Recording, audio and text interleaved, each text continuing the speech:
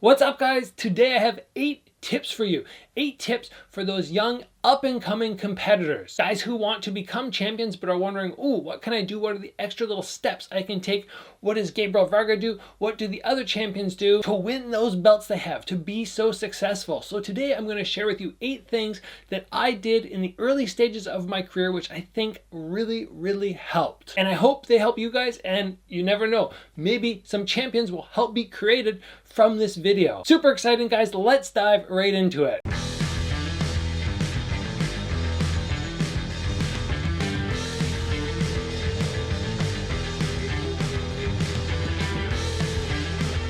So today, guys, we're talking about things I did right in my career. I've done many things incorrectly, but these are 8 things when looking back, when I sat down, I went, okay, what am I going to write today? What is this episode going to be about? I went 8 things that I did right that really helped me throughout my career build and build and build. And being realistic here, it's much easier to develop these good habits early on than, be 25 to 30 and try to make the changes. So this video is really for those younger fighters who are easy to mold, who are willing to make changes. But if you are an older fighter, late 20s, even in your 30s, and you're willing to make the effort to change, then this video is perfect for you as well. And the first tip, guys, number 1 on our list, this is something I was fantastic at. Weekends are for rest, not for parties. And I know out there, I probably just heard 1,000 people go, oh no, why did he have to say that? But it's true. When you get to the end of a hard training week, the last thing you want to do is go out super late, drink, make bad choices, do things that are going to wreck you for your next training week. You need to put in the sessions and then use the weekend to recover. And I was really good about that. I just made sure I picked the right activities to do. So I was still having lots of fun. The weekends were still amazing. I loved them, but I wasn't coming back on Sunday morning or Monday morning hungover, exhausted, not ready for my training sessions on Monday, Tuesday. It's very important to remember, guys. And if you are fully committed, it won't be an issue. But if you're having a little bit of a waffle on, where my energy really needs to go, if you want to be a champion, it needs to go in the dedicated zone where you recognize that the weekends are for recovery, not for parties. And of course, guys, it's okay to go to some parties. I'm not going to be a Hitler about this. Like, no, never go out, never party, never have fun. Once in a while, sure, go out. But if you make a habit of it, every weekend is a time for you to just go and let loose. It's going to become a habit, and it's going to be very hard to break. And you're going to always suffer on Mondays, and you're never going to be as recovered and as strong as you would have been if you would have used that weekend for rest and recovery. So what did I do when I was a teenager on the weekends? Well, sometimes I was just hanging out with my buddies. We just get together, chat, cook, play some video games. I love going to the movie theater, watching fights. Oh my gosh, yes. Anytime there's an event on, I'm there, I'm watching. That's a fantastic use of your weekend. There's so many fun things you can do that don't involve destroying your body. All right, guys, next, let's move on. This is very similar to what we just talked about, but make friends with your training partners, your training buddies. I did this very early on. It wasn't on purpose. I just met some really awesome guys. Twin brothers, actually, that my brother and I ended up competing against. We didn't know them. We just showed up at a tournament, and there were these 2 brothers who were just really good. We all competed against one another, and then as soon as it was done, one of the twin brothers was like, oh, you want to come and have pizza with us after? So we followed along. We went with them, and then that turned into a lifelong friendship and probably a solid decade of us going and hanging out with them every Friday night, watching fights, training together, analyzing fight footage like you wouldn't believe, practicing the technique in the living room. All of us watching, K1 events together, and the little bubble of the 4 of us grew to like 6, and then to 8, and then to 10, and we just had all these guys who all we wanted to do was train, watch fights. And because of that, it was so easy for me to stay focused, because we just talked about what are you going to do on the weekends. Well, when you have friends like that, they don't try and draw you into, oh dude, let's go drinking, let's go get wasted. No, you have friends who are like, guys, you know what we're going to do this weekend? We're going to watch that awesome fight and make some food together, and then we're going to analyze the fight footage, and we're going to learn a whole bunch of stuff, and everybody just gets so excited, and it's so amazing. If you can find guys who sort of all have a collective dream, like all the guys, probably the 10 of them that I hung out with, we all trained, everybody wanted to be a K1 champion. Unfortunately, everybody else, bit by bit, they get, okay, I have to do my university degree. Oh, I had kids. Oh, this happened. So I was the only one who kept going and kept on that path towards my dream. But a lot of those other guys, I really believe they could have followed along with me if they'd wanted to, because we had the right group of guys putting in the hard work together. It makes such a difference. All right, guys, moving on. Tip number 3, be obsessed. It's okay to find something you love and just want to be involved in it all the time. Now, as I've got further in my career, because I was so obsessed at the beginning, I actually need to disconnect, and I've talked about that before, but I really think in the early stages of my career, being super obsessed was so important. Like we were just talking about, what am I doing on the weekends? Well, I'm watching fights. I'm hanging with those training buddies. Throughout the week, when we're not together, when we're at school or work, whatever, we're sending each other fight footage, sort of being like, oh, look at this awesome cross, look at this knockout, look at the technique he used. Like, he lifted his elbow, and we're back and forth all the time. And in my own head, like, I've had times where I'm sleeping and I'm doing pads, or I start to take a nap, and then I wake up and I'm like, oh, I just had this amazing idea for a combination. I think it's going to work really well. And you just get that obsessive mindset, and it's okay. Like I said, as you get further in your career, and maybe once you start collecting belts and you go, okay, I need that disconnect, it's healthy now for me to do that, that's fine. But early in your career, if it's something you love, if it's something you're passionate about, don't worry about it sort of taking over your life and it always being on your mind. I think that's an important and a good thing to become a champion. All right, guys, next I want to touch on the following words. Here we go. You ready? The goal is to win, but you will lose. What do I mean by saying that? Well, obviously, when we go and we compete, we really want to win. We really want to. Like I just said in the last point, we're obsessed. We want to always be moving upwards. We want to always increase that that record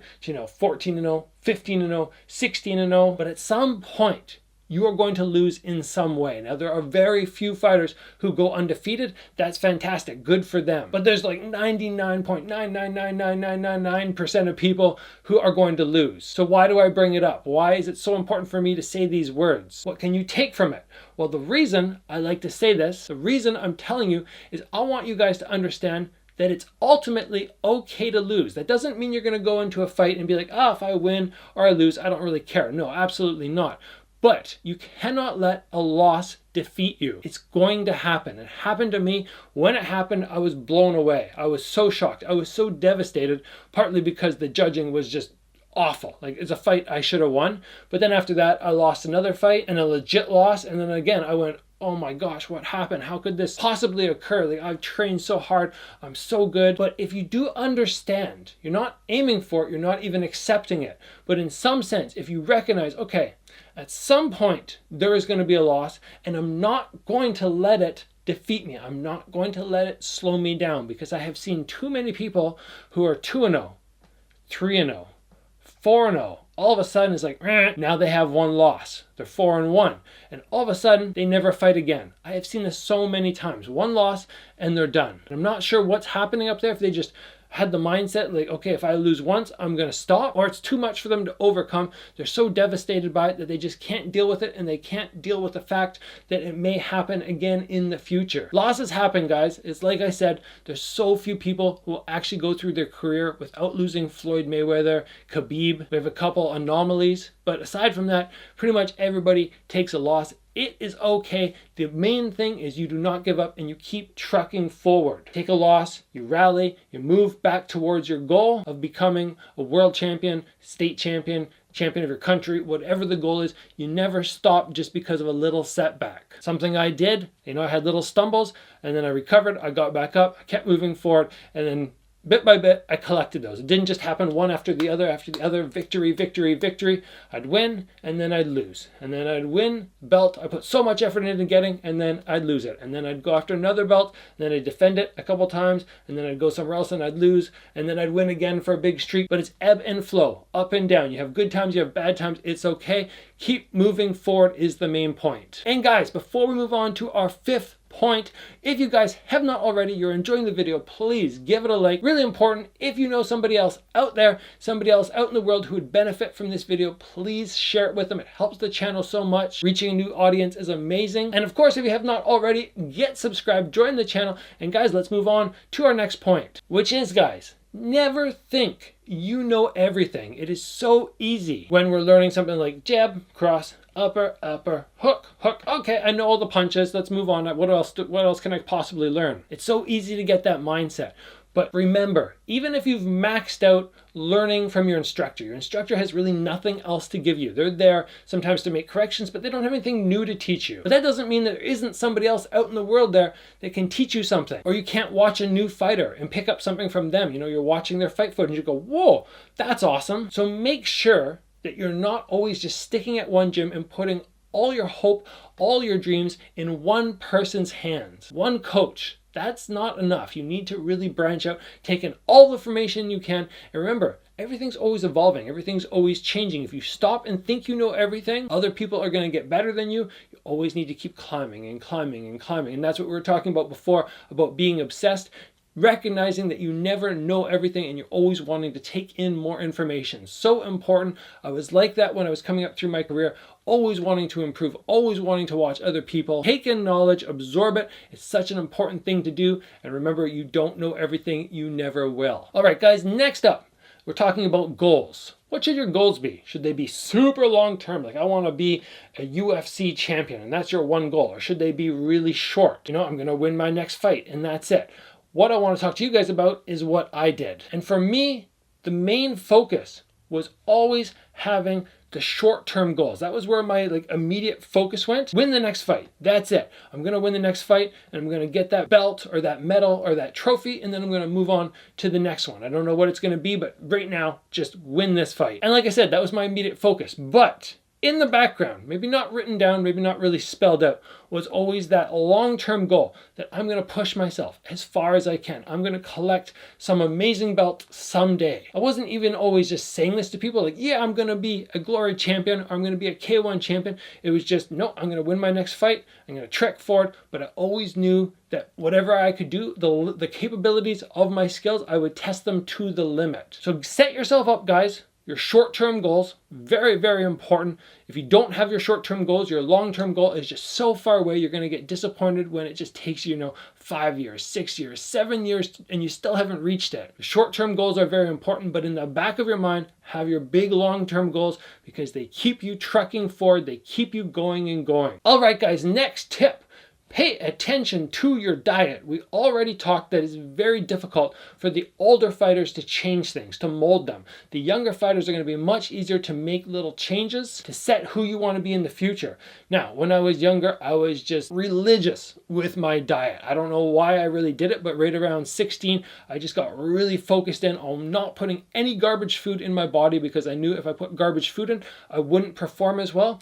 And now that even though I've eased off and I'm a little bit more flexible with what I eat, I let myself have some treats. Because I did that work when I was younger, because I put myself sort of through the gauntlet of being really diligent with my diet, everything now is so much easier. It's so easy for me to be clean and healthy. I don't even have to think about it because really all the work I did before, my body now recognizes what's good, what's not. If I put bad food in my body, it's almost like I reject it. Like right away, as soon as I start eating it, I can go, no, this doesn't feel good. I don't want any of that. So you might think, I know a lot of people say something like, eat all the junk you can when you're young, because when you get older, you can't eat anything. Your metabolism slows down, you get really fat really easy. So much harder to stay skinny when you're older. So just, do what you want when you're young. But I don't like that idea. I don't approve of that idea.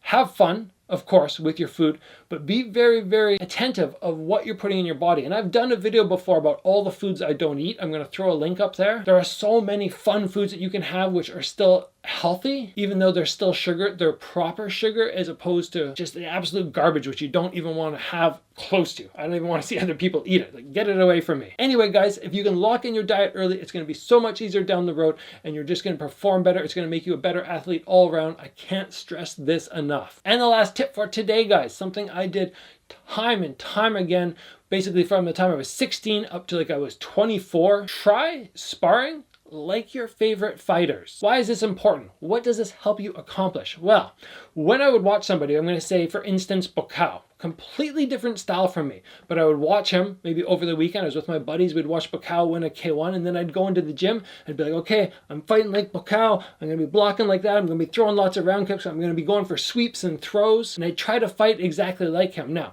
did I become like Buakaw? No, absolutely not. But when I do that, I pick out little techniques, little things that I'm actually really, really, really good at that he sort of taught me. And then maybe I'd watch somebody like Floyd Mayweather and I'd be like, okay, I'm going to drop my guard. I'm going to to move around. I'm going to try and see what I can accomplish here. And I learned very quickly what I can't do and what I can do. And I learned that, okay, maybe the shoulder roll and the cross isn't for me, but the check left hook that he does where he angles off and throws that left hook, that is for me. That's something that can work very well. Every time you go to the gym and you go, okay, today I'm going to be Floyd Mayweather. Today I'm going to be Conor McGregor. Today I'm going to spar like Buakaw. I'm not saying you need to be like them all the time. I'm saying try out little bits of sparring like them and see if you can pick up something that works for you that you can add to your repertoire of techniques. It'll just make you a more dangerous, more versatile fighter. I've even done full nights of training where I sparred and hit pads like Mike Zambidi. You know, had my head bobbing to the side, I'd jump in, I'd throw little short shots, and my build is the exact opposite of this guy. We're talking about somebody who's 5'6", who's super wide and stocky, who has loads of power in his overhand right, but I would still try and move like him and spar like him and see what I could pick up, what I could make little adjustments on in the style that I already had, and just build and grow from it. Always evolving, always getting better, always becoming more dangerous. It's a great habit to get into. Watch guys, try and emulate them, try and spar like them, but then remember at some point you go back to your own style and you just take little pieces of what each person taught you as you watch them on the TV. Well, there we go guys. We got through it. The 8 tips, things that I did throughout my career, things that I think will be very beneficial for any young competitors who are climbing their way up, who want to build good habits, who want to copy what I did when I was younger, and who really want to get those big belts behind me. If you guys enjoyed the video, make sure you give it a like. As I already asked you, share it with somebody. Let's get this information out there, help other champions or future champions develop. And guys, if you haven't already, join the channel and get subscribed. Train hard, guys. I'll see you back here soon for another video.